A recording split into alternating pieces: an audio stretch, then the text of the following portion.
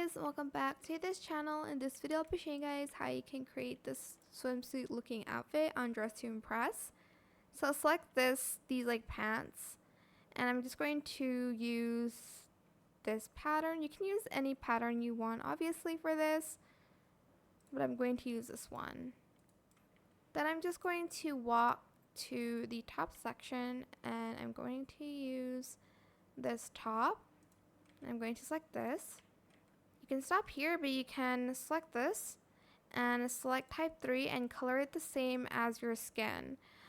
But I would not turn around because the back looks a little bit weird. But that's pretty much it. You can kind of cover it up with a jacket if you'd like to.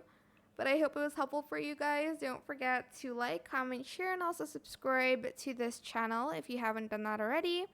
If you have any more questions about this video, just leave it in the comment section down below. I'll try my best to answer them all for you guys.